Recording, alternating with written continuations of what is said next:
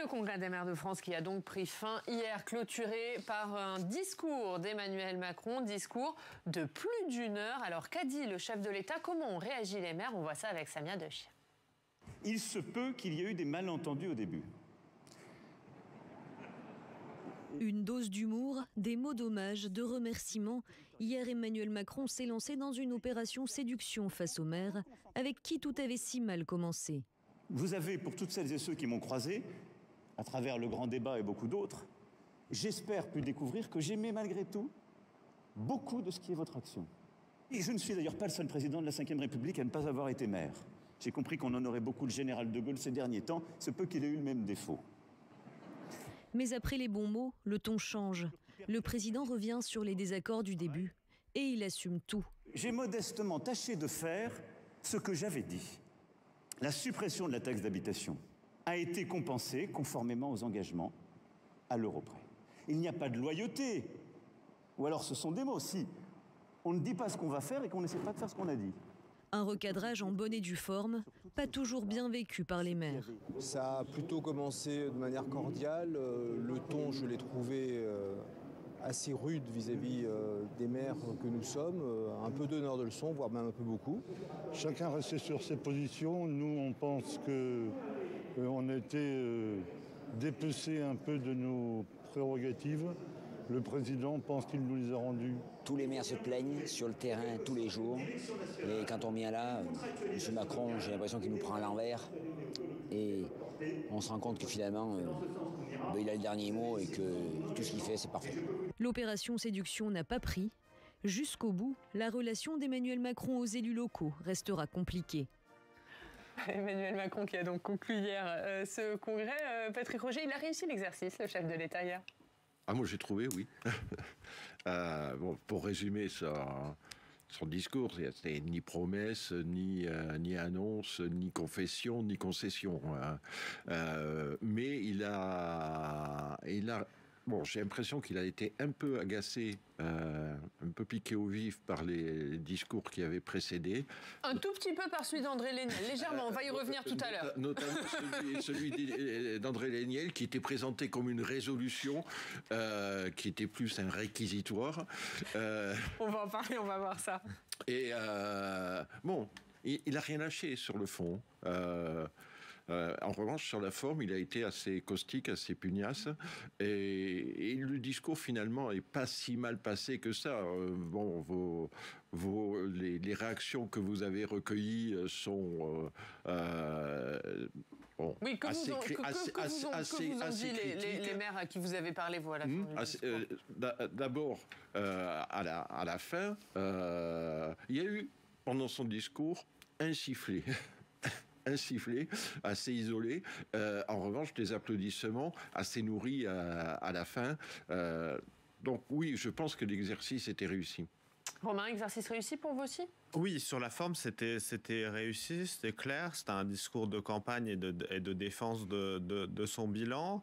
Après, du point de vue des maires, c'était assez partagé. On a fait un micro-trottoir à la Gazette des communes et il y a une partie des maires qui lui reconnaissent sa conception de la déconcentration et d'avoir remis du pouvoir au préfet, une proximité avec le couple maire-préfet et des moyens sur le terrain. Et puis d'autres qui critiquent son refus de la décentralisation, la suppression de la taxe d'habitation et un certain nombre de tensions qui ont émaillé le quinquennat et qui restent difficilement digérables pour un certain nombre d'élus. Mais c'est vraiment partagé.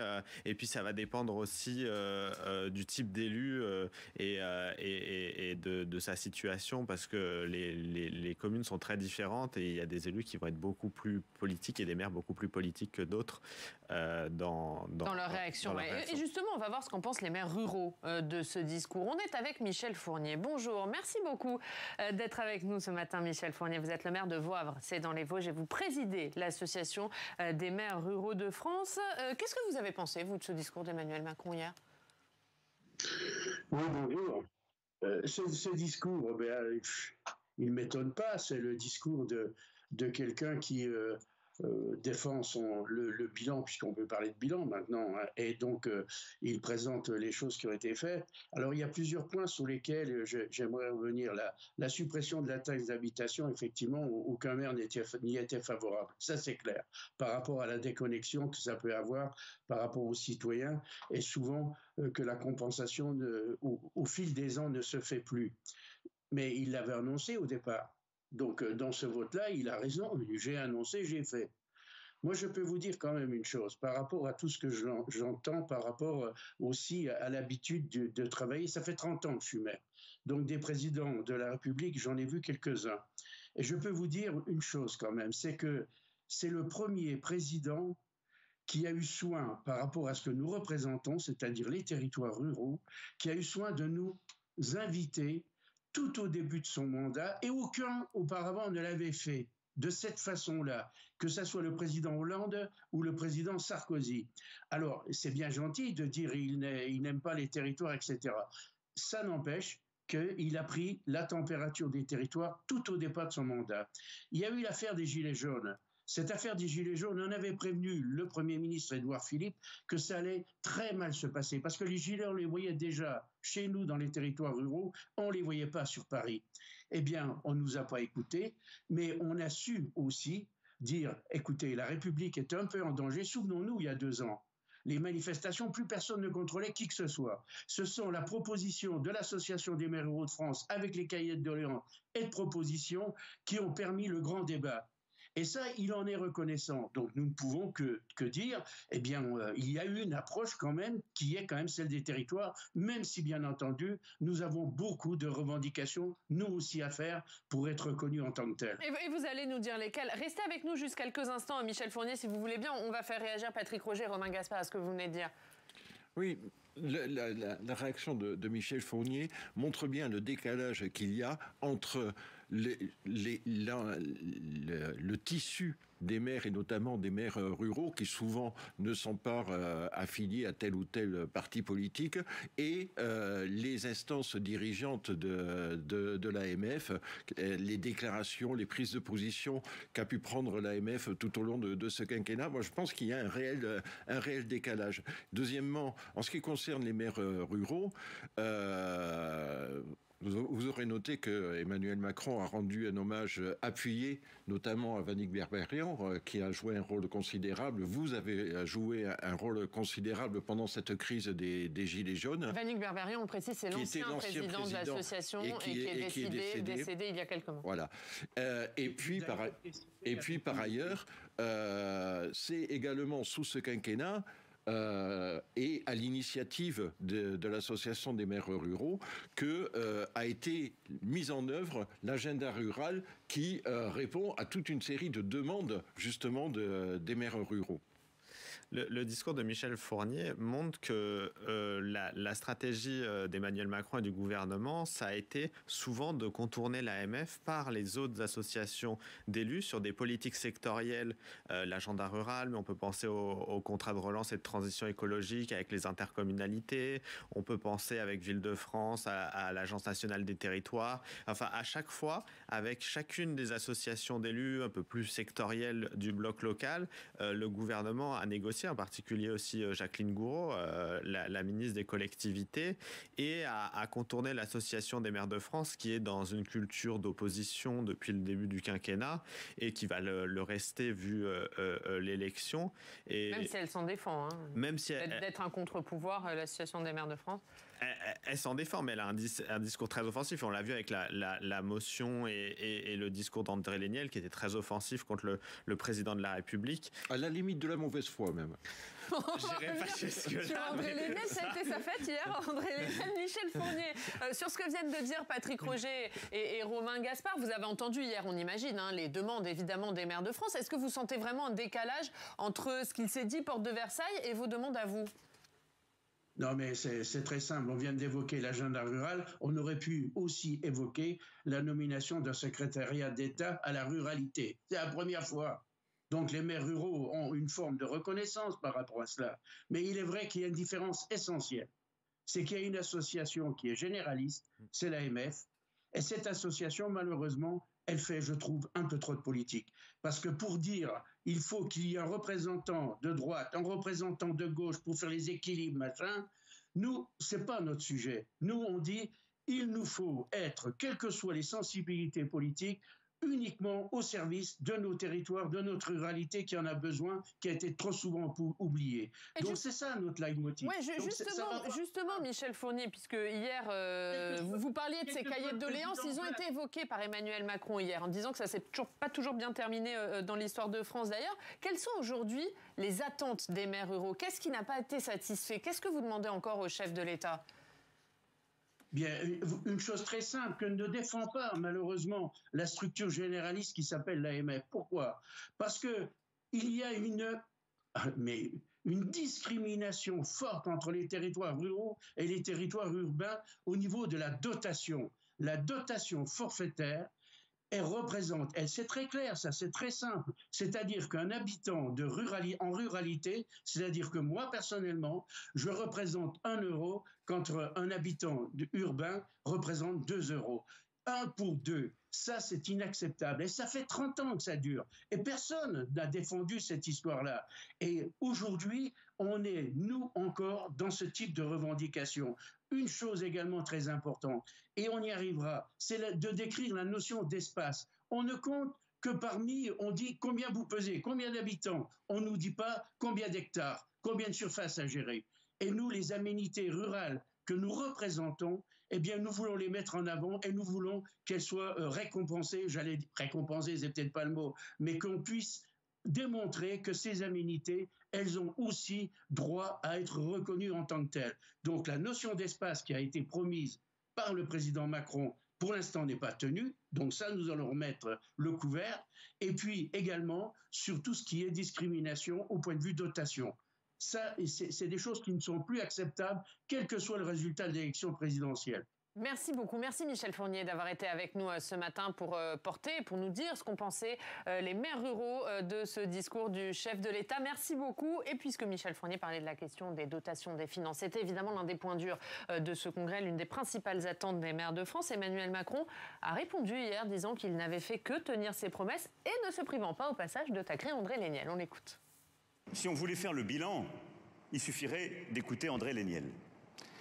Vous avez, avec l'esprit de mesure, la justesse et, au fond, le sens du détail qui vous caractérise, parfaitement décrit tout ce que le gouvernement a fait ces dernières années. Et je tiens à vous en remercier.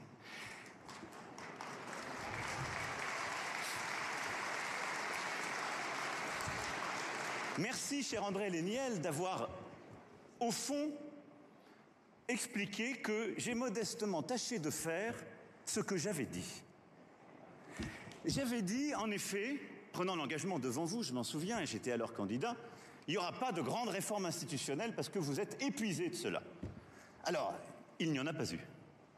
Il n'y en a pas eu, comme je m'y étais engagé, à l'exception des changements portés par les élus eux-mêmes, avec un sens inédit, justement, de la co-construction par le terrain, comme la création de la collectivité européenne d'Alsace, et je remercie la ministre Gourault d'ailleurs pour son engagement sur ce sujet, avec tous les élus alsaciens ici présents qui l'ont porté. Voilà, on l'a compris, le chef de l'État a beaucoup apprécié le discours d'André Léniel. Au-delà de ça, il y a un problème, André Léniel, à l'AMF, parce qu'on voit quand le chef de l'État l'attaque, il est applaudi. C'est pas un problème André Léniel, c'est que à l'AMF, André Léniel a ses partisans et on l'a vu, c'est une des raisons qui a réussi à faire élire Lisnard. Il tient la gauche au sein des maires et en même temps, dans la majorité présidentielle, chez les maires constructifs, puis chez une partie des maires, il y a de grandes critiques contre André Léniel sur son côté très politique. En fait, il fait un discours qui est très politique et qui n'est pas forcément représentatif de la vie de tous les maires.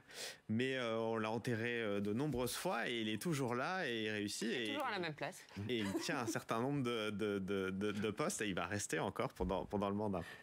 Patrick Roger, juste un mot là-dessus. Après, on va revenir sur le fond, sur cette question des finances. Ce qui frappe chez André Léniel, c'est son insubmersibilité.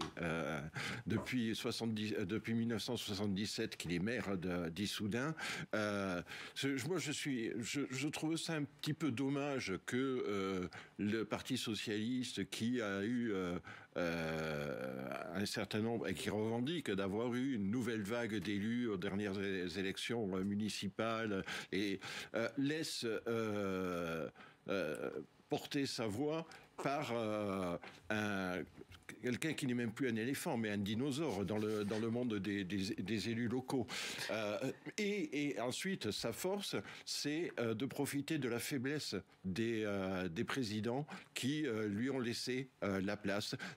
Il faut reconnaître une chose, François Baroin lui a laissé le champ libre parce qu'il avait d'autres préoccupations, d'autres centres d'intérêt, et les Niel, sa force, c'est de savoir occuper la place qu'on lui laisse. On va revenir sur David Lisnard qui est succédé à François Baroin, mais sur le fond, ce que dit le chef de l'État. Parce que c'est vrai que c'était beaucoup un discours de câlinothérapie envers les maires, mais alors pas du tout sur cette question des finances, où là, il a dit, mais moi, je n'ai fait que faire ce que je vous avais annoncé quand je suis venu devant vous pendant ma campagne présidentielle. La suppression de la taxe d'habitation, je l'avais dit. Sur les dotations, j'ai fait ce que j'avais dit.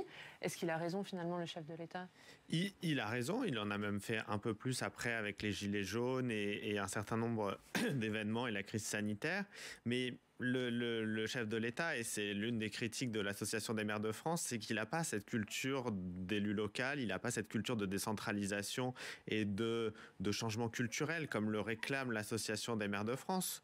Et là-dessus, on peut prendre la liste d'André Léniel et de David Lisnard, mais la liste de Philippe Laurent. Enfin, Philippe Laurent a le même discours sur cette question-là. C'est une conception culturelle de l'État vers la déconcentration qui n'est pas celle que partage l'Association des maires de France, qui, eux, réclament davantage de décentralisation. Et on est sur un vrai clivage de conception de l'État et des pouvoirs publics. Ouais, et vous allez réagir sur vous voulez réagir sur la question de la décentralisation et fiscalité. Alors, avant la décentralisation, on va écouter David Lisnard. Oui, je vous écoute sur la fiscalité. Parce qu'il a été plus précis que ça, quand même. Je crois que tout le monde est conscient aujourd'hui qu'une réforme de la fiscalité locale et des finances locales est indispensable. Et le sujet se posera inévitablement après l'élection présidentielle et les élections législatives. Mais là où l'AMF revendique l'autonomie fiscale et financière. Alors, l'autonomie financière, elle est déjà reconnue par la Constitution et la loi organique. L'autonomie fiscale, non. Dire aujourd'hui l'autonomie fiscale n'est pas respectée. L'autonomie fiscale, elle ne figure pas dans la Constitution. Et le chef de l'État était encore plus précis que ça.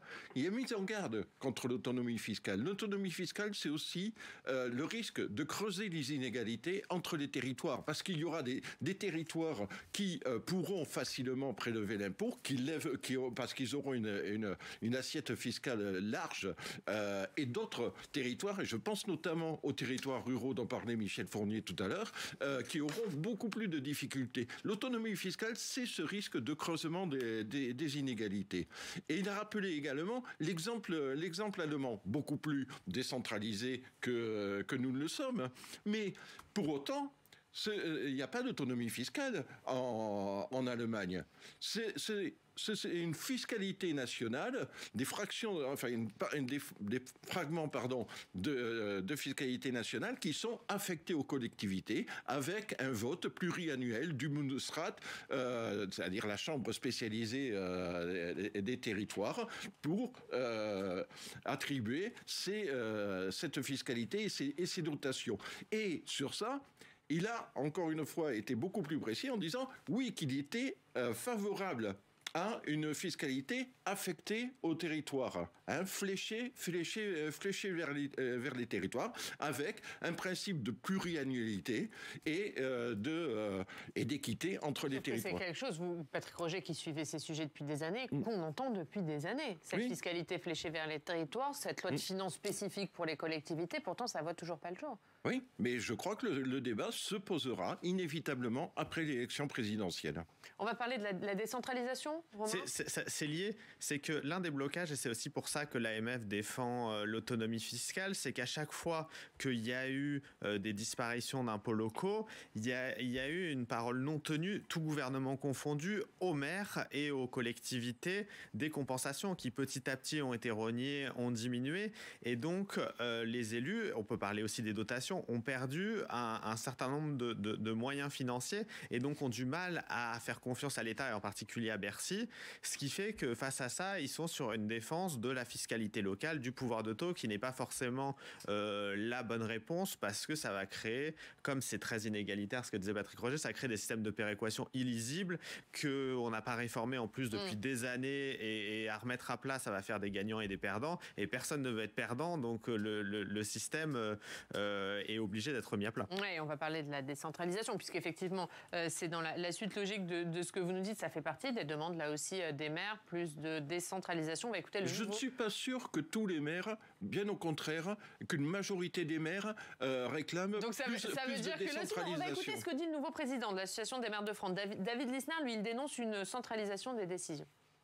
Le premier constat que nous faisons est celui de l'extrême centralisation des décisions, y compris parfois au détriment de l'État déconcentré lui-même.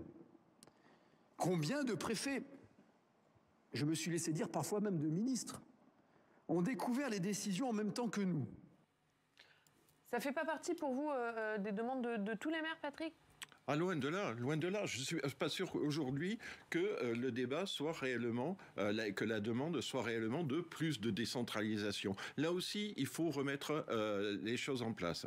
La décentralisation, comme l'a rappelé d'ailleurs Emmanuel Macron, ce n'est pas seulement le transfert de compétences. Ce qui s'est passé, notamment, on le voit par exemple, l'exemple le plus frappant de ça, c'est la décentralisation du RSA. Mais du revenu social d'activité. Mais en réalité, les départements, puisque c'est eux qui en sur la charge, qui en ont la charge, ne sont que des opérateurs de l'État. Et n'ont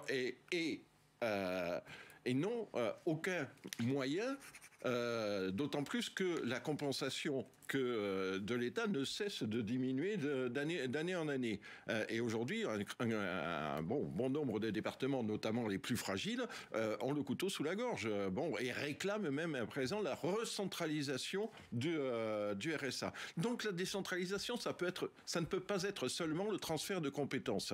Hein. Mais si on dit donc décentralisation avec le pouvoir de fixer les règles, de fixer les normes et d'assurer et de lever soi-même le financement. Mais là encore, on retombe sur le même problème, la même dynamique, effectivement, d'inégalité, de risque de creusement des inégalités entre les territoires. Est-ce que c'est ça que veulent les maires ? Je n'en suis pas persuadé.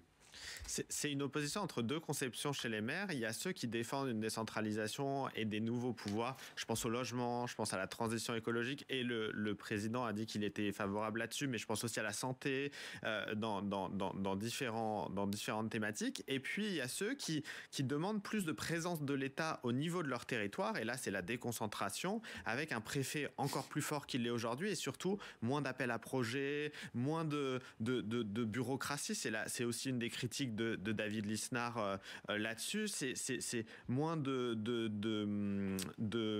paperasse à faire et beaucoup plus d'effectivité de l'État au niveau local et de proximité. Il critique beaucoup la fermeture des trésoreries, la fermeture d'un certain nombre de services publics locaux et qu'on leur ait donné des compétences sans les moyens, et donc faire revenir l'État au niveau des territoires, c'est une demande d'une partie des maires qui pourrait s'accorder là-dessus sur ce qu'a dit le président de la République. Un dernier mot. Oui, mais rapidement, Patrick, je voudrais qu'on dise un mot de David Lisnard et François Braun. Mais est-ce que ce processus-là, justement, n'est pas en cours aujourd'hui ?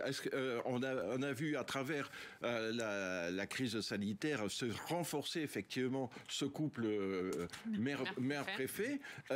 Oui, parce que la crise sanitaire a montré la nécessité de travailler en commun entre l'État, les collectivités, et notamment les collectivités de proximité. Par ailleurs, oui, il y a eu au cours des décennies, enfin des quinquennats précédents, un affaiblissement de l'État déconcentré. Oui, des fermetures de trésorerie, fermetures de services, etc. Et aujourd'hui, quand même, ce qui est frappant, c'est de ne pas intégrer dans le bilan la création de 2000 maisons France Service qui, justement,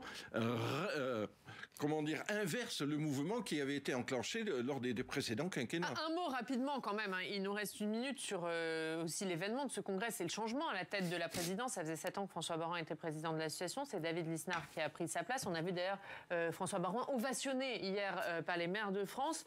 C'est un changement dans la continuité ou ça va un peu modifier la ligne de l'AMF plus politisée ? À mon avis, ça va être la continuité, parce qu'on voit que David Lisnard s'inscrit totalement dans les pas de François Baroin et de Jacques Pélissard qui étaient là avant. Et puis André Léniel reste à son poste de premier vice-président délégué, et donc il va continuer dans la même ligne. Donc non, c'est une continuité. La seule différence, c'est qu'à l'intérieur du bureau, il va y avoir davantage de maires constructifs, plus proches de la majorité, qui étaient sur la liste de Philippe Laurent, et il va y avoir une question d'unité entre ces deux listes qui, pour l'instant, ont du mal à travailler ensemble. Patrick, pour finir là-dessus. Oui, la nouveauté... Ça va être difficile de recréer l'unité de l'AMF parce que je sais pas. Mercredi, on avait plutôt l'impression que sais pas dans quelle mesure. Ouais, mais je sais pas dans quelle mesure cette campagne quand même va laisser des traces, parce que quand même ça s'est un petit peu durci, un petit peu tendu sur la fin. Donc, on ne sait pas exactement comment vont être réparties les responsabilités. Le souhait, en tout cas, ça j'en suis sûr, de l'ensemble des maires, c'est qu'il y ait une unité préservée de l'AMF dans le pluralisme. Et on en parlera, et on a donc tiré le bilan de ce congrès qui a eu lieu cette semaine, congrès des maires, et qui s'est terminé hier par le discours du chef de l'État.